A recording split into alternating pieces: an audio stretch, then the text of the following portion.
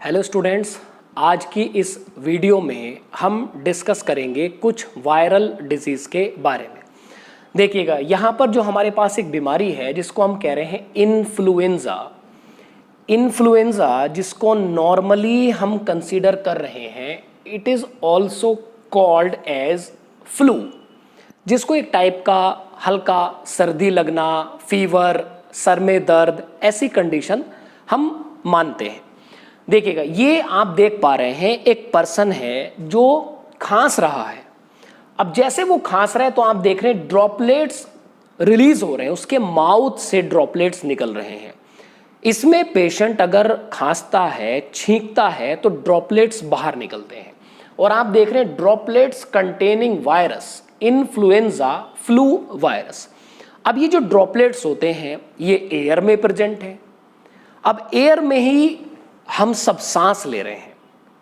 लगातार आप देख रहे हैं कि हम अगर किसी इन्फेक्टेड पर्सन के कांटेक्ट में अगर आएंगे तो हम सांस लेते हैं, इनहेल करते हैं, तो ड्रॉपलेट्स भी हमारे अंदर आ जाते हैं और ड्रॉपलेट्स में प्रेजेंट है वायरस, तो वायरस भी हमारी बॉडी में आ जाता है।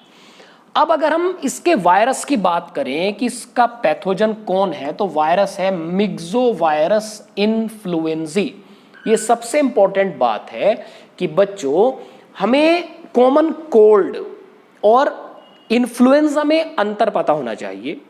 तो कॉमन कोल्ड जो कॉज करता है वो राइनो वायरस है और इन्फ्लुएंजा जो कॉज करता है वो है मिक्सोवायरस इन्फ्लुएंजी। उसके बाद मोड ऑफ इन्फेक्शन वही है droplets infection, sneezing and coughing. तो बच्चों, अगर हमें इससे बचाव करना है, अगर हम चाहते हैं कि भाई हमें ऐसी बीमारी ना हो, हमें सर दर्द ना हो, हमें ठंड ना लगे या हमारी बॉडी में हेडेक वगैरह जैसे सिम्टम ना आए, तो आप ये कह सकते हैं कि हमें ऐसी जगह पर जहां लोग खांस रहे हैं, छींक रहे हैं, हमें उनसे बचना चाहिए या हमें मास्क लगा लेना चाहिए, अपने नोज को कपड़े से कवर कर लेना चाहिए, तो हम इससे बच सकते हैं। सिम्टम्स में क्या है? सिम्टम्स रेंज फ्रॉम माइल्ड, हल्के सिम्टम भी होते हैं, टू सीवियर, थोड़े से ज्यादा सिम्टम, ज्यादा परेशान करने वाले, डिस्कंफर्ट करने वाले सिम्टम भी होते हैं। And include fever, running nose, sore throat, muscles pain भी होने लगता है समटाइम वायरस के कारण, हेडेक एंड फेटीग, हमें बहुत ज्यादा फेटीग, थकान फील भी हमें होती है इन केस ऑफ इन्फ्लुएंजा। बच्चों, ये जो फ्लू है इन्फ्लुएंजा, इसकी बहुत सारी अलग अलग फॉर्म भी होती हैं, लेकिन ह्यूमन से रिलेटेड जो इन्फ्लुएंजा होता है उसके लिए हमारे पास कंप्लीटली वैक्सीनेशन अवेलेबल है। हम इन्फ्लुएंजा वैक्सीन प्रोग्राम भी चलाते हैं और इन्फ्लुएंजा वैक्सीन से क्या किया जाता है, इस बीमारी को हमसे दूर किया जा सकता है। तो हमसे अगर पूछा जाता है इन्फ्लुएंजा इज कॉज्ड बाय, तो आपका आंसर होगा मिक्सोवायरस इन्फ्लुएंजी। चलिएगा, नेक्स्ट डिजीज की बात करते हैं। एक और वायरल डिजीज है हमारे पास जिसको हम कह रहे हैं रेबीज। और बच्चों, रेबीज को कहा जाता है हाइड्रोफोबिया, फियर ऑफ वाटर, इसको हम कहते हैं फियर ऑफ वाटर। आप देखिएगा, यहां एक फोटो आपको दिखाया गया है जिसमें आप देख रहे हैं ब्रेन इन्फ्लामेशन हो रही है, virus transmitted by infected saliva through a bite और वुंड। यहां पर आप देख रहे हैं एक डॉग है जो एक ह्यूमन के काटने की कोशिश कर रहा है। बच्चों, इसकी जो शुरुआत होती है, अगर हम इसके वायरस की बात करें तो रेबीज का जो वायरस है वो है रैब्डो वायरस। इस वायरस का नाम है बच्चों रैब्डो वायरस। रैब्डो वायरस आप इसको कह रहे हैं। रैब्डो वायरस कभी भी नॉर्मल आपकी बॉडी में ऐसे ही एंटर नहीं करता, ये एनिमल बाइट के थ्रू हमारी बॉडी में एंटर करता है। एनिमल बाइट, एक एनिमल हमें काटेगा, देन ये वायरस हमारी बॉडी में एंटर होगा। तो इसका मतलब ये हुआ कि ये वायरस अगर उस एनिमल के अंदर है तो वो एनिमल भी इंफेक्टेड हो गया है। और इस बीमारी को लेकर बहुत सारे मिथ हैं।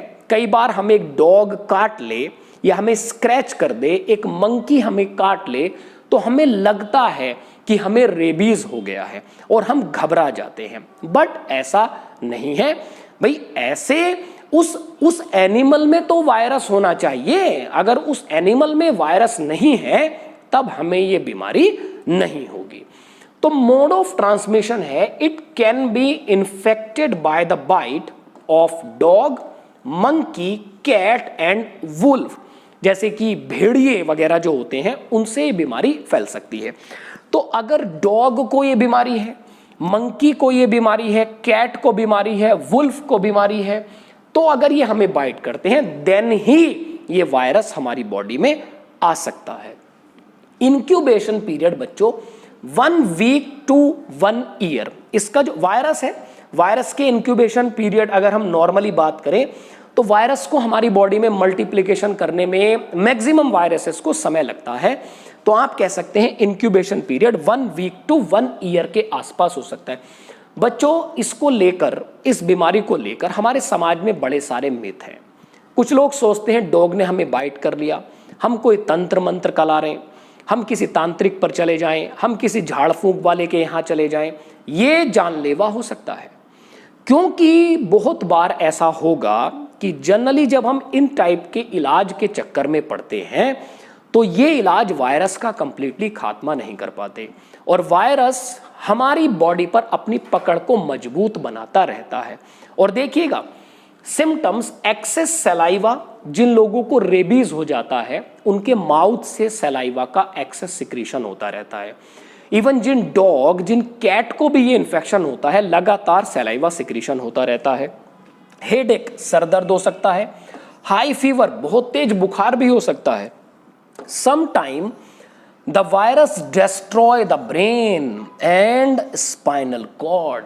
और बच्चों यहीं से शुरू होती है पागलपन वाली स्टेज। जैसा कि अभी मैंने कहा कि अगर आप झाड़ फूंक वाले पर चले गए और प्रॉपर तरीके से इलाज नहीं मिला तो ये वायरस हमें जकड़ना शुरू कर देगा और ये हमारे ब्रेन और स्पाइनल कॉर्ड को भी नष्ट कर सकता है, डिस्ट्रॉय कर सकता है।